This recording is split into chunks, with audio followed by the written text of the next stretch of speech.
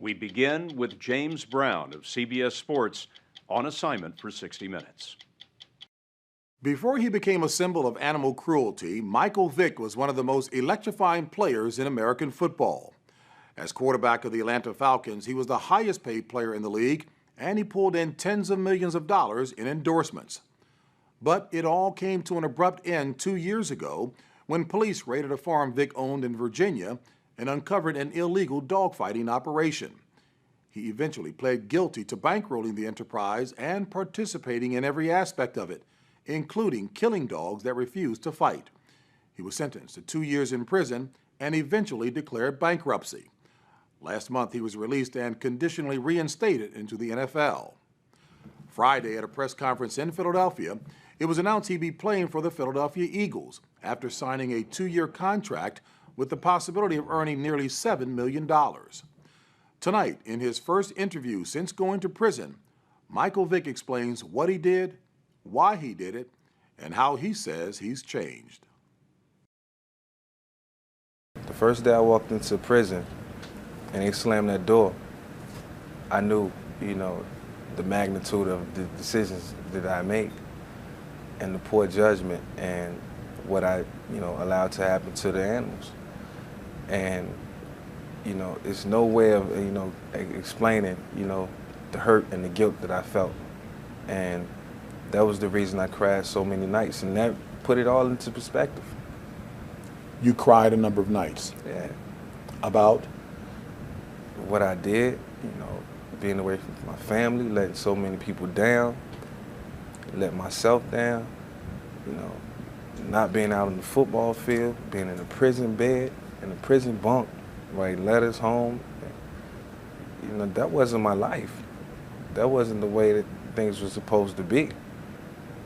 And all because of the so-called culture that I thought was right. And I thought it was cool, and I thought it was, it was fun and it was exciting at the time.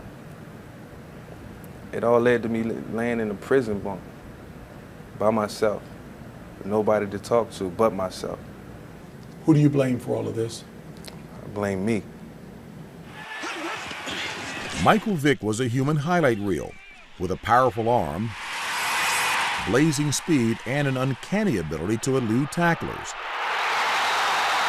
He's the only quarterback in NFL history to rush for over 1,000 yards in a season, though he was injured a lot and never lived up to the high expectations in Atlanta. Very few people knew what was happening in his life off the field. When police raided a farm he owned in rural Virginia in 2007, they uncovered an interstate dogfighting operation called Bad News Kennels. They removed 66 dogs and exhumed the bodies of 8 more. They also found dogfighting paraphernalia and a pit where fights were held. The dogs that were saved, raised and trained to be vicious fighters, are now being rehabilitated in hopes of being adopted, all at the expense of Vick, who was ordered by a judge to pay nearly $1 million for the effort. And the operation, Michael, that you pleaded guilty to bankrolling, to being a part of, engaged in barbarous treatment of the animals, beating them, shooting them, electrocuting them, drowning them. Horrific things, Michael. It's wrong, man. I don't know how many times I gotta say it. I mean, it was wrong. I feel tremendous hurt behind what happened. And, I should have took the initiative to stop it all, and I didn't. And I feel so bad about that now, and I know, that I didn't step up. I wasn't a leader. In any way, for those who may say it showed a lack of moral character because you didn't stop it, you agree or disagree? I agree. For 6 years, Vick ran Bad News Kennels with his childhood friends, breeding, buying, selling, and fighting pit bulls. Was there an adrenaline rush? Was it the sense of competition? What was it that gripped you about what you were engaged in with the dogfighting? Regardless of what it was. Do you know what it was? Don't even matter. Do you know what it was? I know why. I know why.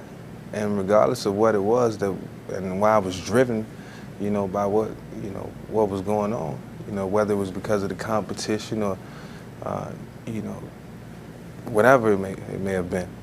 It was wrong. Were any of those reasons, though? The competition, the adrenaline? Yeah. Do you understand why people are outraged?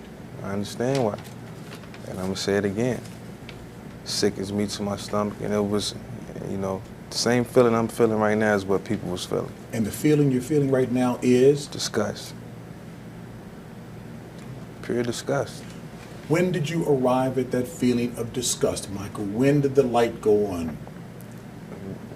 When I was in prison. When I was in prison, I was disgusted, you know, because of what I let happen to those animals. I could have put a stop to it. I could have walked away from it. But you I could have didn't. shut the whole operation down. But you didn't. But and I why didn't. not? What was keeping you going?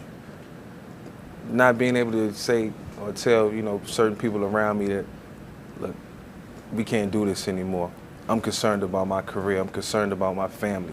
So for the cynics who will say, you know what, I don't know, Michael Vick might be more concerned about the fact that his career was hurt than dogs were hurt.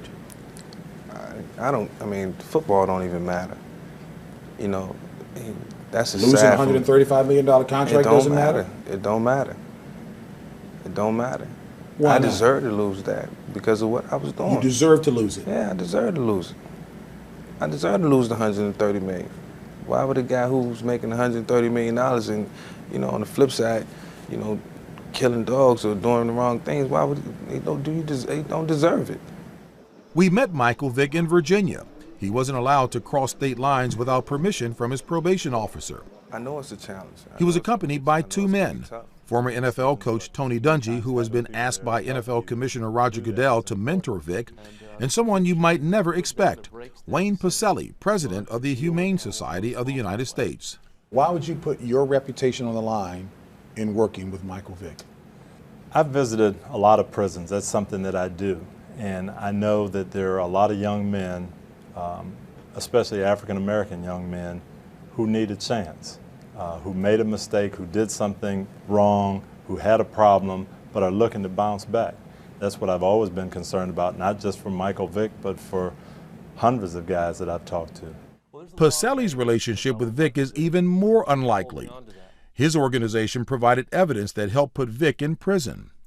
While Pacelli says he remains skeptical, he nevertheless enlisted Vick as an anti-dogfighting ambassador. If we just punish Mike indefinitely and don't pivot to this problem in the communities where kids are victimizing these dogs and then going down a dead-end street themselves because there are no heroic dog fighters, we will not be doing our job. And I felt we needed to get involved and we needed to do some creative things to reach these kids. So that's why we have our community-based programs, and I'm really hopeful that Mike sticks with this and really reaches these kids because he can turn some of them around. I really do believe that. He needs no introduction, Michael Vick. Their first effort was in Atlanta last weekend, where Vick talked to children in neighborhoods like the one he grew up in.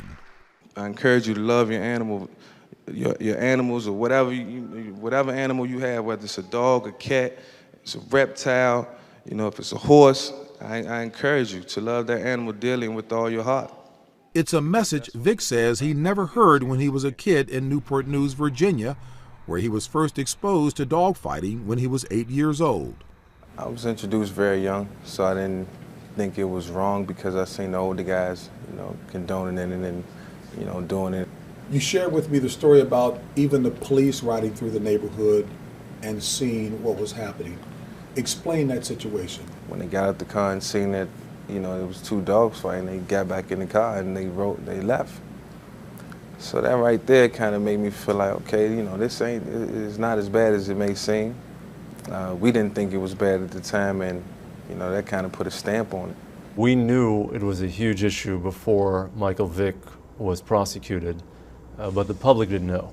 We estimate there are 40,000 professional dog fighters in the country and perhaps 100,000 street fighters. We're talking about something that's occurring in every part of the country, rural and urban, white, black, Latino.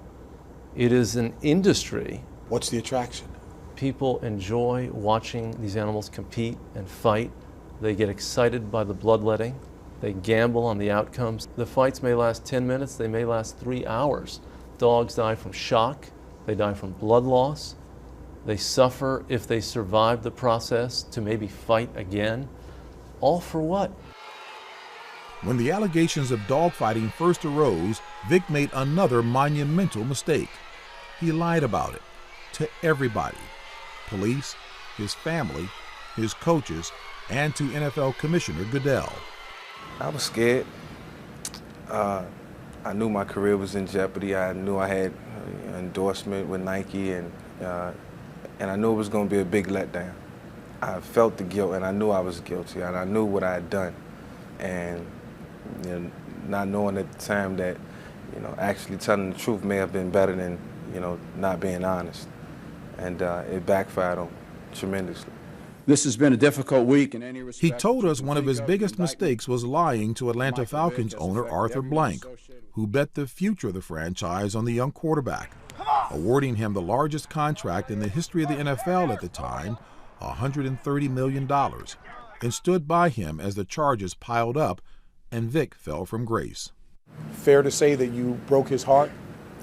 Definitely. How did that make you feel, given that he was still sticking with you when everybody else turned their backs on you? It was, I can't, describe the feeling. The hurt deep inside, hurt that I never felt before.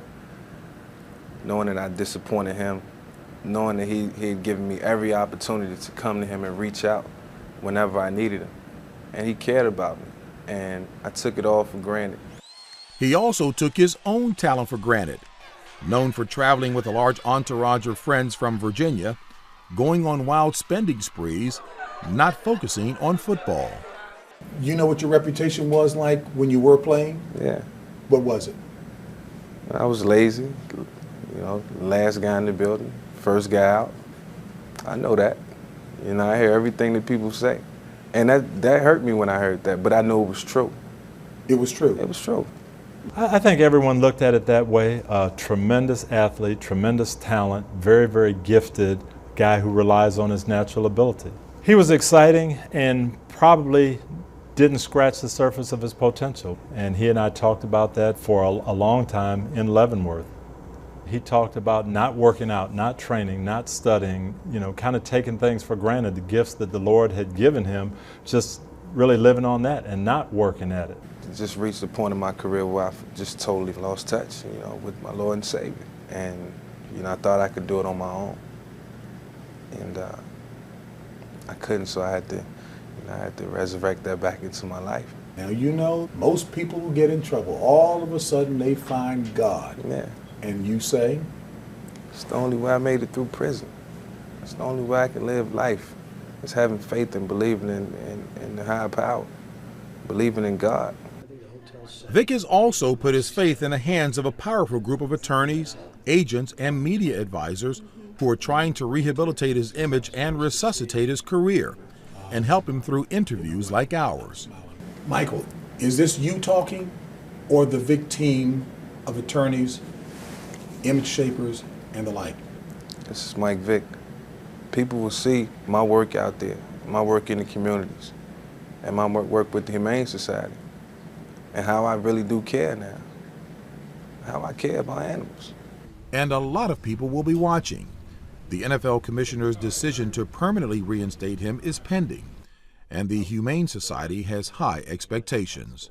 Michael is somebody who needs to continue to demonstrate a commitment to this issue. I told him that we were not interested if this was going to be a flash-in-the-pan involvement. And if Mike disappoints us, the public's going to see that. So it's not going to reflect badly on me or the Humane Society, it's going to reflect badly on him.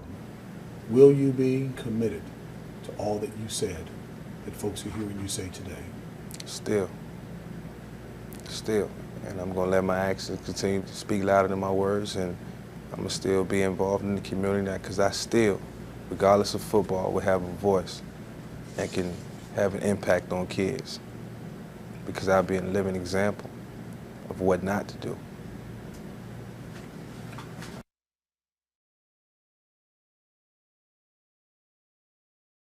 .com.